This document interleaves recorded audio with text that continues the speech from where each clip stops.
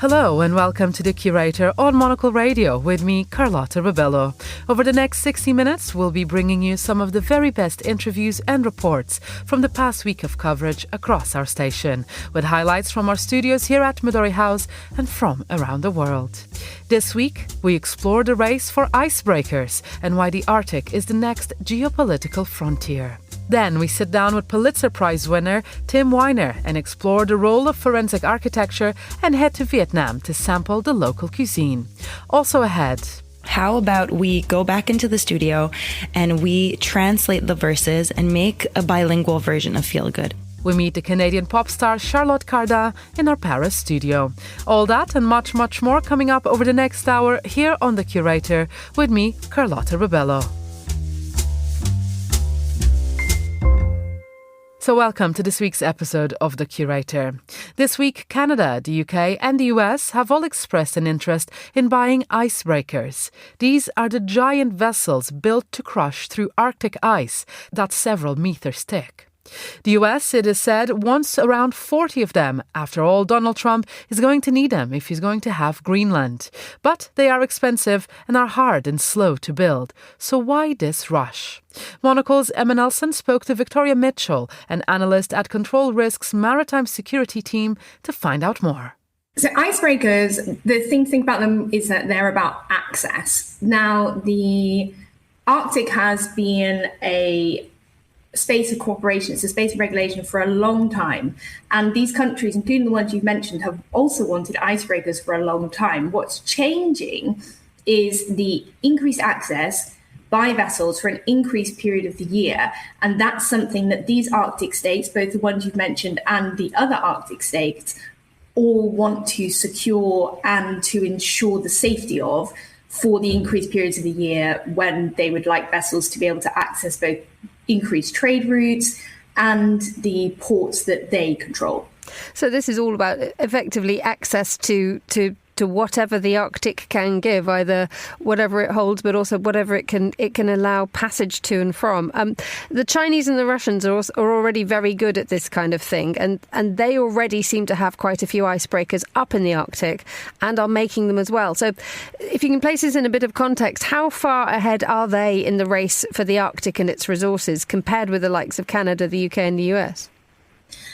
So the Arctic is already delimited. It's a space where we've already had an extended period of cooperation. The Russians have over 53% of the Arctic coastline, and that's a key point for why they have a significant number of icebreakers. China, as what we can call a near-Arctic state, has an interest in making sure that their vessels can access the routes for as long in the year as possible, because it will enable a shortened time frame between Asia and Europe through that northern Arctic route. And that's the reason why they have had a long-held interest in having icebreakers. The US and Canada have also had a long-held interest in having icebreakers because of the northwesterly route, but they have just not had the domestic building capacity for a long time. And that's why they're now looking, for example, to Finland to produce icebreakers, because Finland has a significant icebreaker building capacity that now these states have decided they would like to access. Victoria, I am delighted that you mentioned Finland because our Helsinki correspondent Petri Bertsov has filed us a little explainer, dare I should say, about why the Finns are really so good at doing icebreakers. Finland is the leading manufacturer of icebreakers. Of the current fleet of icebreakers in the world, Finland has manufactured about 60% of them and has actually designed over 80% of them. So Finland is the leading nation in the world for the construction and the design of icebreakers. But having said that, the current capacity in Finland, it takes from the planning board to delivery, it takes about 2 years minimum to build one icebreaker. Obviously, if you order many similar icebreakers, you can cut down on the time, but still we're talking, at least a year just for one icebreaker. That's Finland's capacity. There's actually now talk that the US would actually acquiring parts of Finland's existing fleet, because, I mean, they cannot wait for decades because the race in Arctic waters is happening now. So there's talk of he says he's already made an offer for Finland's latest state-of-the-art icebreaker, but Finland then has countered that offer by saying, well, we won't give you our latest and greatest, we'll give you our second latest and greatest. And there's this art of the deal making going on in Finland at the moment. There's a lot of expectations built into this recent deal that Finland made with Canada. That was for the delivery of one icebreaker. That was worth more than €1 billion, that one deal. So, I mean, if we're talking about dozens of icebreakers, this will be probably the biggest order in Finland's industrial history, meaning, thousands and thousands of new jobs. And let's not forget that it's not only the people who construct these vessels, it's actually the whole marine ecosystem around the construction. We're talking tens of thousands of people that are involved in a building and design and delivery of just one icebreaker. So this is massive news. And of course, these are an immense source of national pride for Finns, and myself included. That was Petri Bertsov, our Helsinki correspondent, singing the praises of the Finnish ability to construct icebreakers. Victoria Mitchell from Control Risks was listening to that. I mean, that idea that it takes 2 years to build, one gets a sense at the moment that geopolitics moves too fast for that. Yeah, absolutely. The geopolitical headwinds have changed how different states think about the Arctic. But what the challenge is really going back to the question of trade and economic concern and presence in the Arctic. And that is something which has a longer time frame. The ability to access the Arctic isn't going to change. It's going to become more available. Offshore operations are going to become more available. And that's why we need icebreakers, because we're looking at longer time frames and a variety of reasons to be in the Arctic. Geopolitics is certainly a factor, but economic factors, sovereignty and presence in the Arctic are all factors as well. And those play into a longer time frame, and they will be there over that longer time frame as well. Another story making the headlines this week was that Russia became the first country to recognize the Taliban as Afghanistan's government. Monocle's contributing editor Andrew Muller explains why.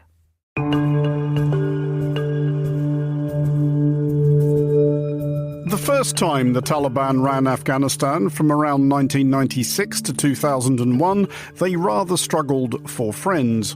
Only 3 other countries recognized them as the legitimate government of Afghanistan: Saudi Arabia, the United Arab Emirates, and Pakistan. Your correspondent still has, in an old passport in a drawer somewhere, a Taliban visa issued by their modest consulate in Peshawar in 1998, along with the second visa it was necessary to acquire once in Kabul to be allowed to leave. I cannot recall if the latter cost more than the former, but it would have been value at 10 times the price. This is, to be clear, no reflection on Afghanistan, a beautiful country, or its people, who I found on this and one subsequent visit to be extraordinarily hospitable, but on the Taliban, who, then as now, were difficult to like, being as they were, and indeed are, a mob of theocratic gangsters operating a brutal misogynist apartheid. Since they retook power in 2021 following the abandonment of Afghanistan by the United States and its allies, no other country has recognized their regime. In recent days, however, this has changed. Russia has announced that it now formally acknowledges the Taliban as Afghanistan's government. It is important to note that Russia is among a small cohort of countries which never entirely left. Despite the lack of official recognition of the Taliban, some embassies, 16 or 17 or so, have stayed open in Kabul, and not exclusively the usual suspects. Japan restarted limited operations out of its Afghan embassy back in 2022. But that is not quite the same as recognizing the government and engaging with it as such. So why has Russia decided to go first?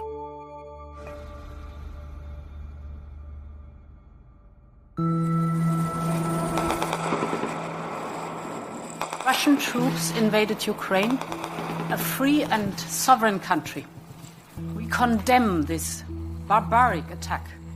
Well, there are not many advantages to completely trashing such reputation as you had by launching a demented revanchist assault upon a neighbouring state, but one is perhaps that peculiar freedom that comes of having nothing much to lose. The countries which already dislike Russia because of its rampage in Ukraine aren't going to think any the less of Russia for recognising the Taliban, and the countries which aren't much bothered by Russia's actions in Ukraine have thereby already announced that they're broadly okay with Russia doing something worse than recognising the Taliban. Although with absolutely exquisite timing, just as Russia announced that it would normalise relations with Afghanistan, the International Criminal Court issued a warrant for the arrest of Taliban Supreme Leader Haibatullah Akhundzada, so presidents on the hook on charges of crimes against humanity is now something else Russia and Afghanistan have in common. After a thorough investigation, my office submits that there are reasonable grounds to believe that the Supreme Leader of the Taliban bear criminal responsibility for the crime against humanity of persecution on gender grounds under Article 71H of the Rome Statute.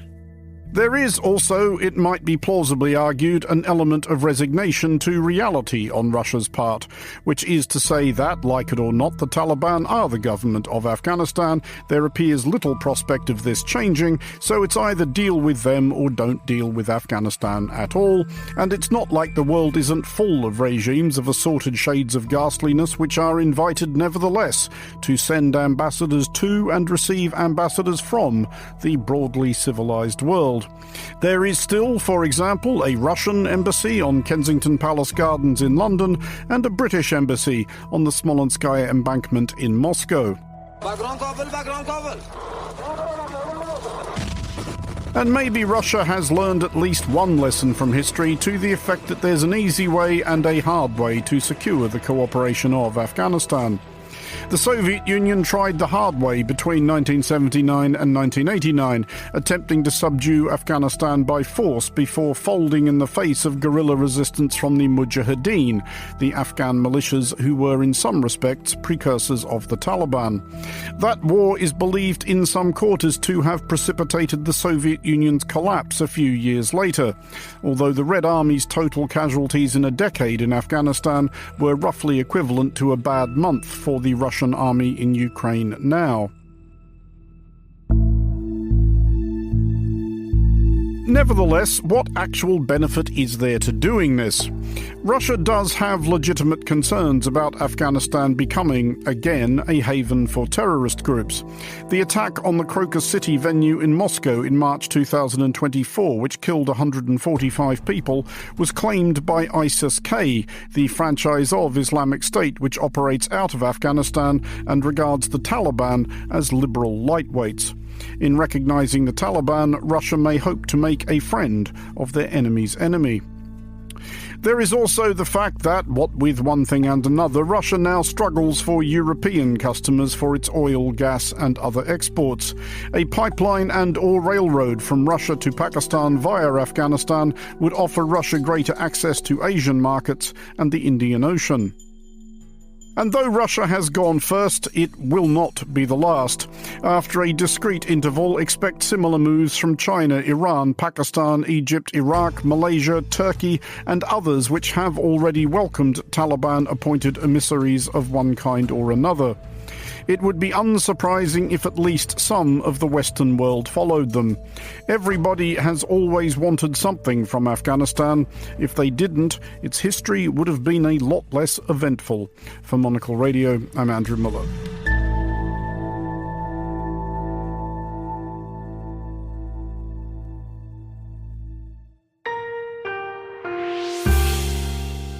You're listening to The Curator on Monocle Radio with me, Carlotta Rebello.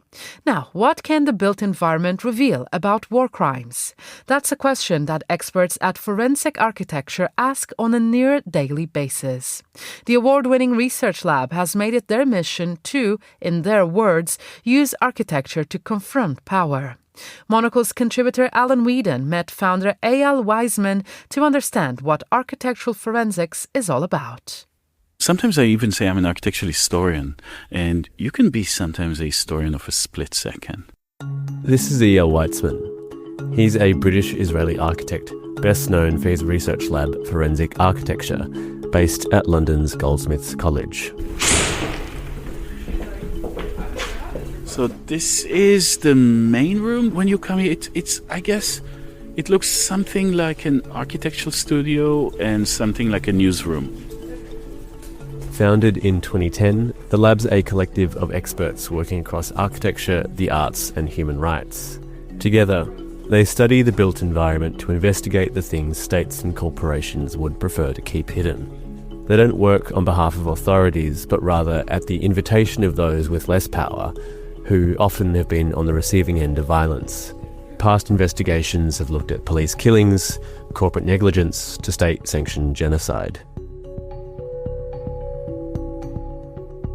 You cannot do it without space. We understood very soon that the way to do it was actually you build a 3D model of the environment where it happened. And we would weave the multiplicity of data from video, from testimonies, material traces, splatter, bomb craters, etc. All those evidence was put together in a single architectural model.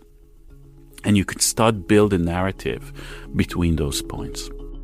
Now, you might have seen this kind of time-based analysis before. They're those long-form articles that combine text with verified photos and videos, allowing you to virtually dissect an incident, frame by frame. Media and human rights organisations have created visual investigative units since the advent of architectural forensics, such as Amnesty International and the New York Times, both of which are close collaborators with forensic architecture. However, there are times where there's scant visual evidence to analyse, leaving people's memory to do the heavy lifting. And in these situations, forensic architecture is a method called situated testimony, an interview process where 3D architectural models are used to help witness recall. With this model, we can go through all of the floors of the tower using this little widget here, which is called the floor selector. It's a process that helped digitally reconstruct a notorious black site in Syria, the Sadnaya prison, used to torture and disappear dissidents of the Assad regime. One of my close colleagues that we worked with for a long time, his name is Lawrence Abu Hamdan. He's established a kind of an acoustic architectural way of investigating that space, and we were interviewing the witnesses, and they were reconstructing the sound. They haven't seen the space, they've heard that space. So we were playing different echoes until we got it right, and then we understood how high the ceiling was, what materials they are. And then there was one of the prisoners who's a builder, who knows that the floor tile is 33 centimeters long, and counted at the number of floor tiles. From the dimension of a floor tile, you get the dimension of a cell. From the dimension of the cell, you get the length of the corridor. Together with the acoustics, you get the architecture of the place. One of the first places liberated by the rebels in Damascus is Sadnaya prison north of the capital. It's thought tens of thousands of people have been killed there since the outbreak of civil war. When the place was liberated, we were elated. It was one of the most hopeful moments in my life, I think. Obviously, we put immediately our model on GitHub, which is kind of an open source library, allowing everybody to kind of use that model in the search. What we were surprised is how precise our model was. A model created through very little visual evidence and mainly from memory, actually, created a very precise model of the prison. Often investigations take a long time, but once they're complete, the team do everything in their power to share their findings as far and wide as possible. While the court's an obvious home for forensic architecture's analysis of evidence, that same investigation may also be recut for lectures, for appearances at art festivals or galleries. The team even won a Turner Prize in 2018 for their efforts. Very often people in court asking me, are you actually an artist? And I go, look, no, I am a forensic architect. But forensic architecture involves showing the same kind of evidence both in the media, in court, and in art, because to make evidence political, it has to be made public. One recently completed investigation is a prime example of this. The team has published a large data mapping project documenting Israel's attacks on Gaza since October 2023. An interactive website allows you to click around a map of Gaza to see the granular layers of destruction, of schools, hospitals, to even greenhouses. An accompanying 800-plus page report has also been sent to lawyers representing South Africa's genocide case against Israel at the International Court of Justice, an accusation Tel Aviv has always denied. And that forensic architecture report has been cited by the South African team in past public submissions to the ICJ. A genocide case really is about intent, which means you need to understand the system behind the totality of violence that is applied. This is why we build a special tool which allows you to see day by day all the incidents that we could collect. And we were harvesting tens of thousands of videos, verifying them, understanding what kind of violation we're seeing, putting a data point on the map, and then start seeing the systematic nature of these violations.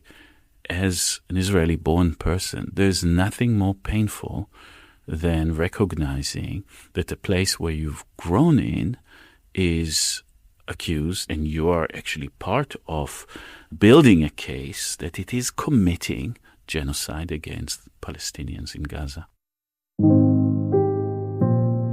Architects see how space is organized, and politics is matter slowing into form. I am offering perhaps a kind of a sub-discipline, a small, modest sub-discipline of architecture that actually shows architecture has something else to offer.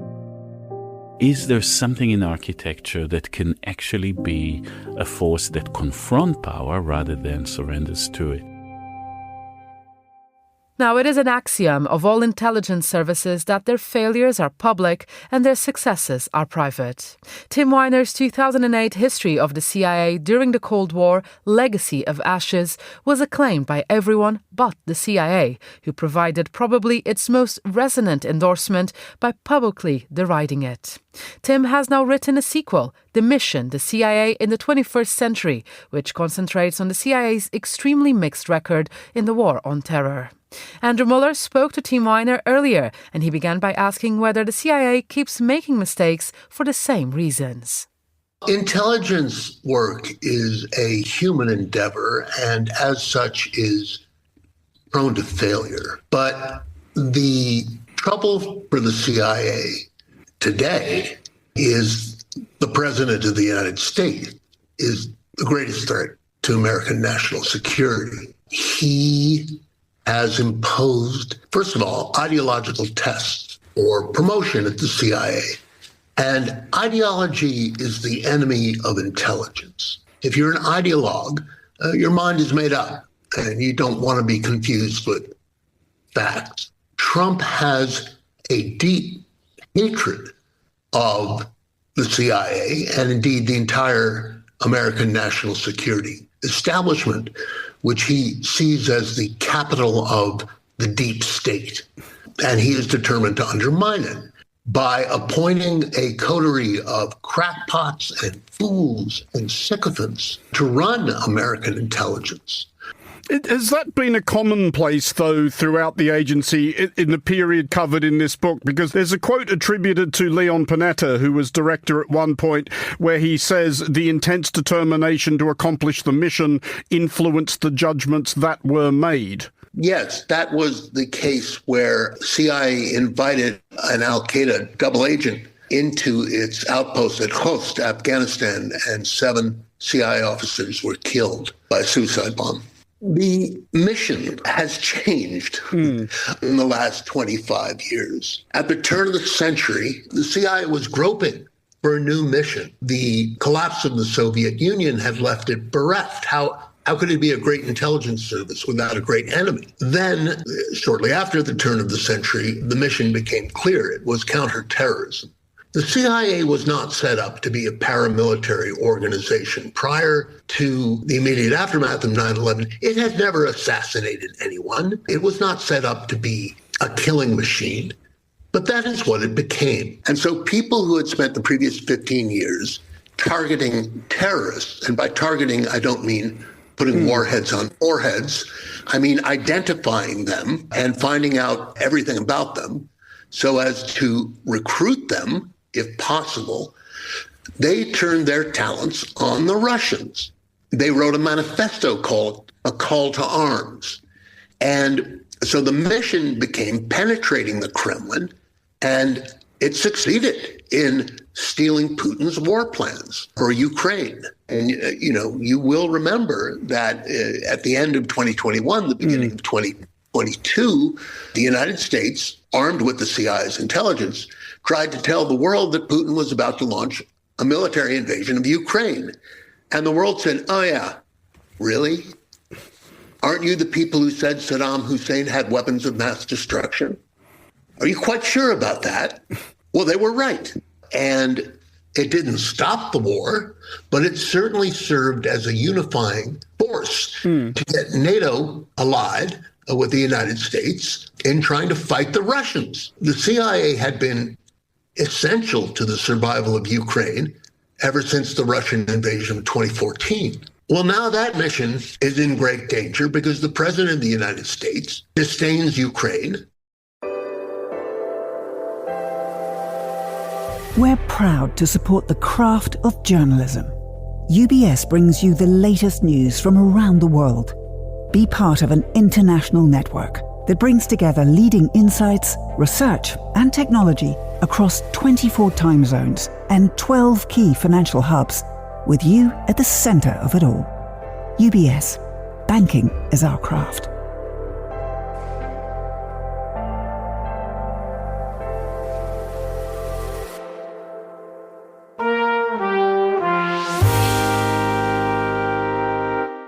This is The Curator, our weekly highlights show here on Monocle Radio. I'm Charlotte Rebello. The Pulitzer Prize-winning architect Norman Foster is one of the design world's most celebrated figures. In 1967, he established his namesake practice, Foster & Partners, and over the following 5 decades has redefined skylines across the globe. At Venice's International Architecture Exhibition this year, Foster has unveiled a transport hub and bridge in a project titled Gateway to Venice's Waterways, reimagining the city's transport infrastructure. Monocle's design editor Nick Manise caught up with the architect to reflect on the importance of gatherings like the Biennale.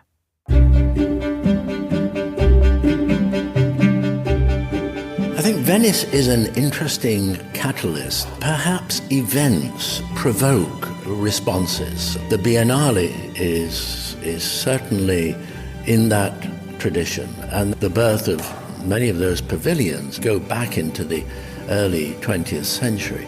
I remember being at a gathering in Aspen, Colorado, and one of the participants was McCready, who invented for glider pilots something called the McCready Ring. I remember complimenting him on the achievement of his man-powered flight, and he sort of wagged his finger and said, what we should be talking about is somebody called Kramer, because Kramer set the challenge, and if he had not set the challenge, we would not have responded by demonstrating the first man-powered flight, and then eventually, of course, the solar-powered flight and the cross-channel flight.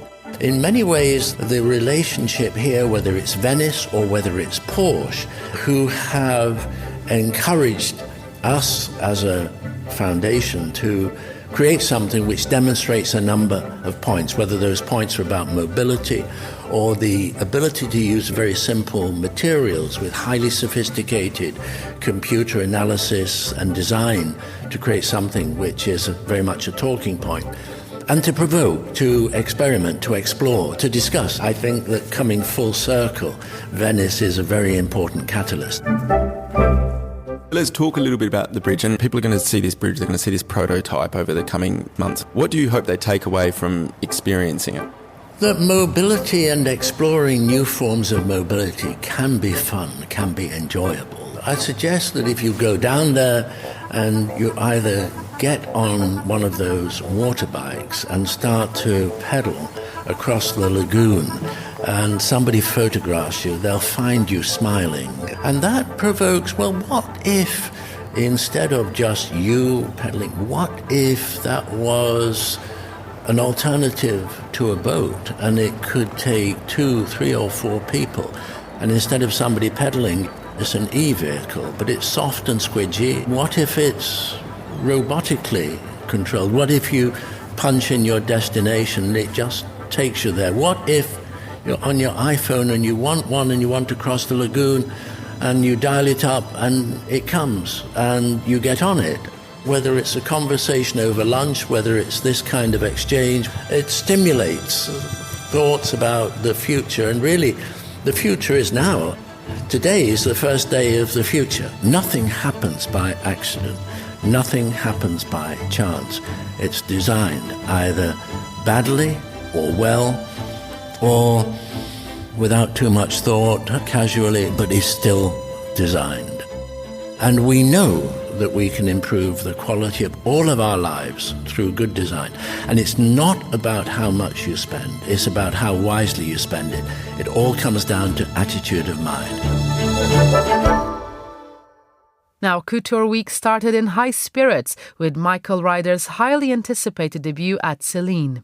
Nathalie Theodosi's, Monocle's fashion director, was front and centre at the show in Paris before returning to our London studio to discuss the much-lauded collection with Moshe Lundstorm-Halbert, the fashion journalist and founder of Newsfash. I think it was very smart of Celine to show just at the beginning of Couture, because they seemed to kind of galvanize the season and also capture a lot of attention and conversation that might have been lost during a busier ready-to-wear Paris season. And I think what it really drilled home for me, this collection, was the power of styling and the impact that a great stylist can make on a designer and on a collection and a brand as a whole.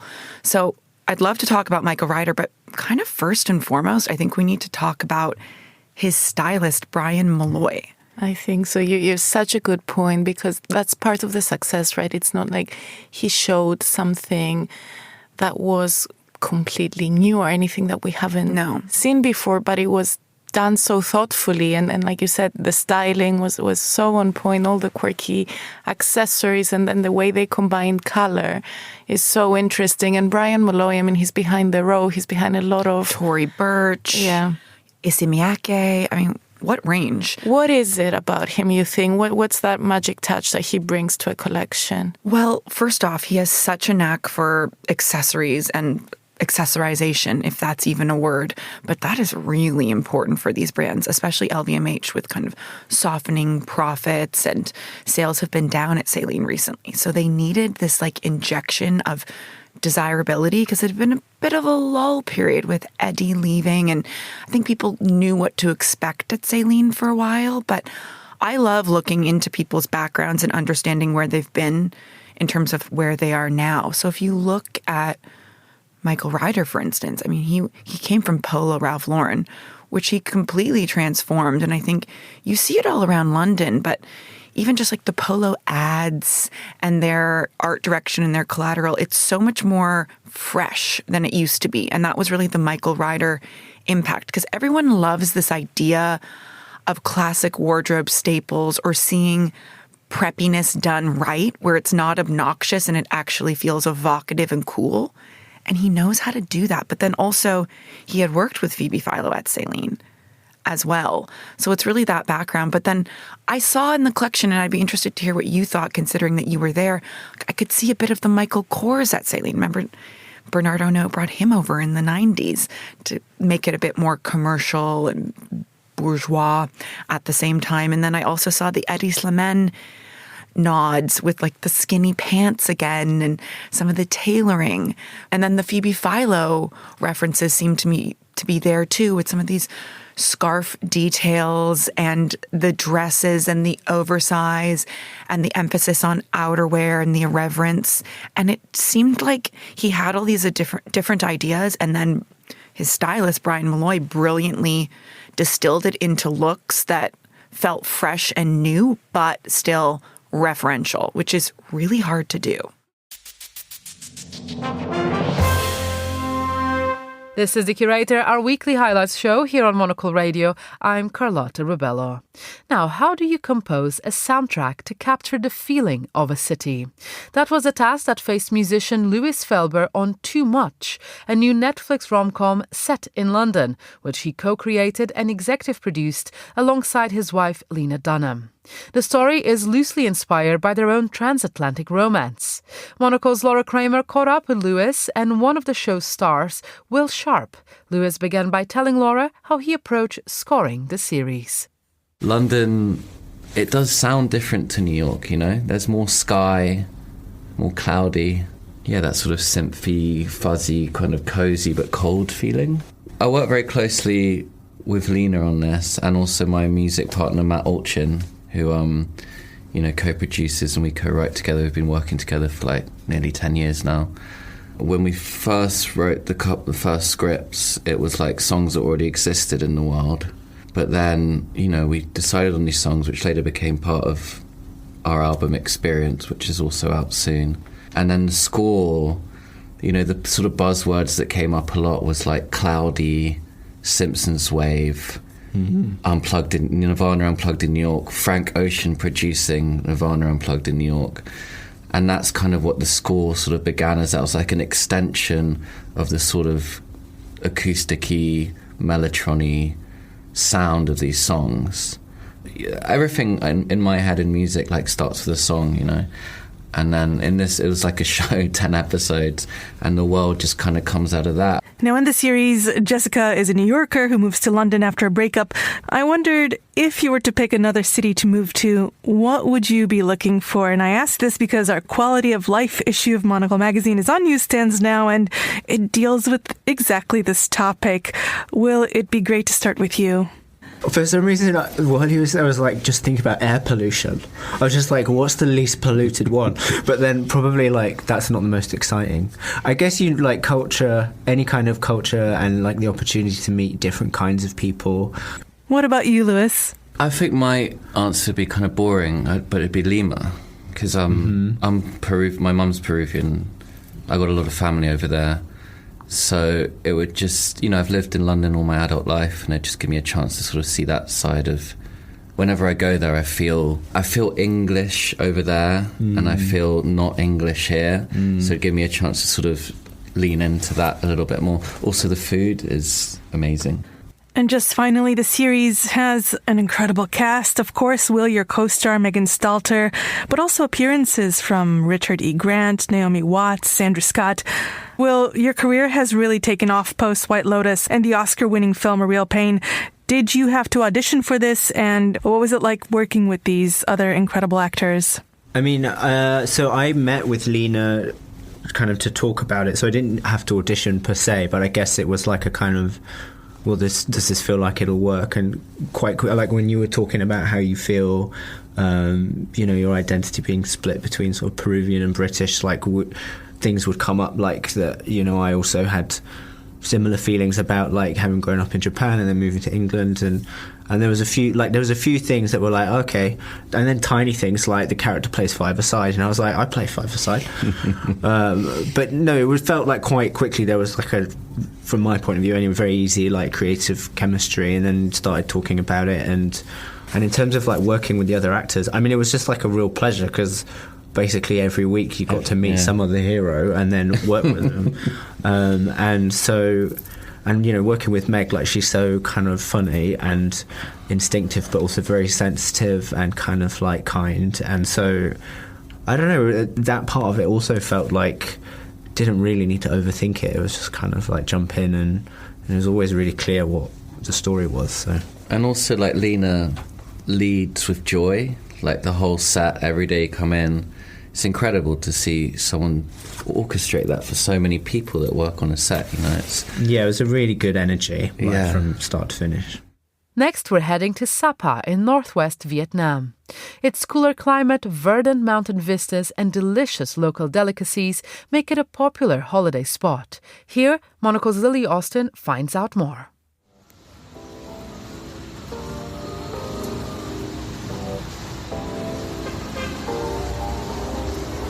For those of us lucky enough to visit Vietnam on holiday, Our first port of call is typically the bustling metropolises on either end, Hanoi or Ho Chi Minh, or the tropical beaches along the eastern coast. But for domestic tourists, especially those in rhythm with the school term table, the destination of choice is deep in the north, only an hour's drive from the Chinese border. Welcome to Sapa.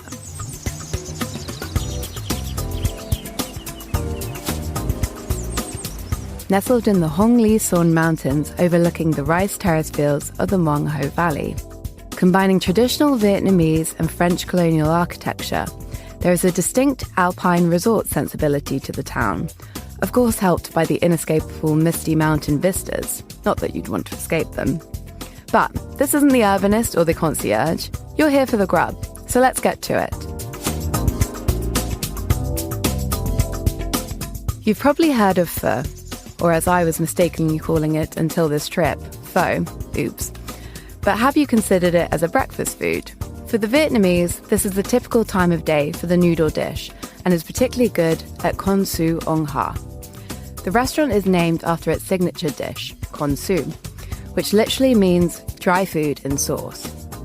Your deduction is correct. This is a dry pho, a Sapa delicacy of pan-fried rice noodles with beef. It is equal parts tangy, sweet, sour, and spicy. Just what you need to wake yourself up after the night bus from Hanoi. The kitchen opens at 5 a.m. And did I mention the views? Be sure to grab a seat on the balcony. So you're sated for the moment, but under-caffeinated. Of course, that isn't a problem in this nation, homeland of the audacious Vietnamese coffee. You remember, the one made with sweetened condensed milk? But I have an alternative offering. Pull up a chair in the tranquil garden of The Mist, which hopefully will make you think of the atmospheric mountain surroundings, and not the Stephen King horror. Being in the hills around Sapa is like being enveloped in a cappuccino foam, so naming a coffee shop after it seems apt. Here my recommendation is the iced coconut coffee, espresso-infused pillows of frozen coconut cream by the spoonful. Now let's sample the local snacks. Out on the streets of the main town, you'll find the obligatory banh mi stands, a crispy toasted baguette filled with pork, pickled carrots, coriander, and soy sauce, and certifiably the best thing to come out of France's occupation of Vietnam. Ideal for lunch on the go, but for something lighter and specific to the area, try the smoked buffalo strips, cured and sprinkled with chili and salt. Or if you're in the mood for something sweeter, pick up a bag of ban hat di, or chestnut cakes. Sweet little discs with a crispy pastry exterior and soft nutty filling, baked on a charcoal stove before serving.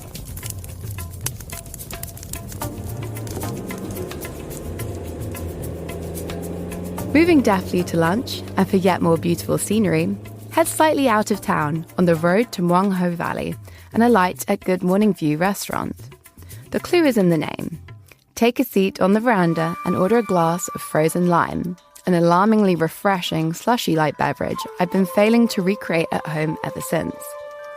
Food-wise, the menu is awash with local delicacies. Consider black chicken, with a sweeter and more aromatic flavour than its pale counterpart, or the warming curry in a coconut, served as the name suggests, in a coconut shell with a fragrant stew and your choice of protein. Just be sure to leave a little room at the end. The meal will be punctuated with a complimentary plate of fresh fruit. Alternatively, if you want to earn your lunch and for an insight into rural life in Sapa, take a cooking class with a member of the Hmong tribe, Mongolian descendants who have lived in the rice fields of the Muang Ho Valley for generations. You'll be taught how to make typical dishes like fresh spring rolls and sticky rice at a Hmong kitchen table, and then sit down to share your meal with the family. Once you've wound the windy road back down to town, head to Sapa Skyview Restaurant and Bar. The neighbourhood isn't afraid of being literal. Perch on a high bar stool on the balcony and yet again enjoy the misty mountains with a creamy pina colada.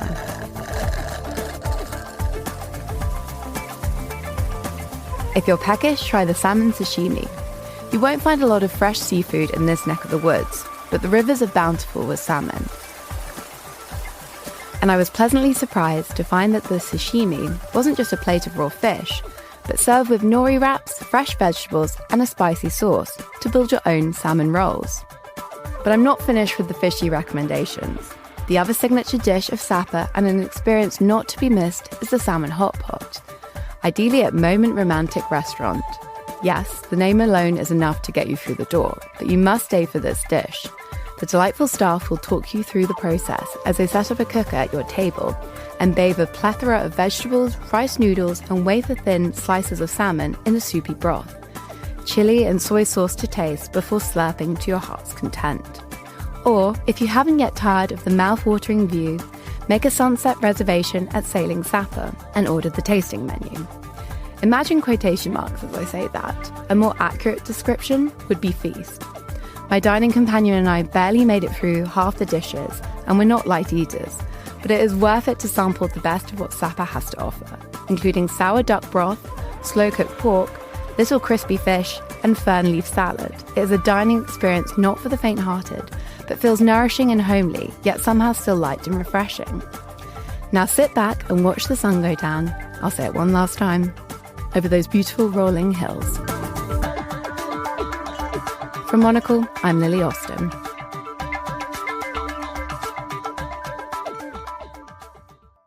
And finally today, we meet Charlotte Cardin. With a sound that's both elegant and emotionally raw, Cardin has quietly become one of Canada's most compelling musical exports. Monocle Radio's Fernando Augusto Pacheco spoke with Cardin in our Paris studio about her future music plans and how her track Feel Good became one of the defining songs of the summer. Feel Good totally has had like a completely new life in the last few months. So actually what's interesting about Feel Good is that I feel like ever since the first demo, it's had so many different lives, because I first wrote that song all in English, and there was something about it that didn't quite stick. Like, I loved the chorus, but there was something about the verses I didn't like as much, so I ended up not putting it on my initial album, 99 Nights. And once we put out the album, I kept going back to that chorus, and I felt like it had something that was really special, and I would like play it for my friends, and they had this like guilty pleasure attachment to it almost, and I felt the same way, and I was like, okay, how about we go back into the studio and we translate the verses and make a bilingual version of Feel Good and make it mostly in French and see if that gives it maybe the edge that I felt it was missing, maybe the touch of originality I felt it didn't have back then. And so we translated it, but it had many, many versions before we figured out this current version that we know. And we ended up putting it on the re-edition of the album, so like the deluxe version of my 99 Nights album. And it kind of, it was a song that is obviously very lighthearted and felt very good when we played it live, and it was just this like very light song, and I kind of needed that in my, I think, in the discography of that album. But it kind of went a little bit under the radar. Like a few radios picked it up and it had a tiny little bit of traction, but like really not that much. And about a year and a half after the release of Feel Good, I performed the song on a show called Star Academy here. So it's kind of like The Voice. It's like a singing competition. And so they invited me to sing my song with one of the contestants.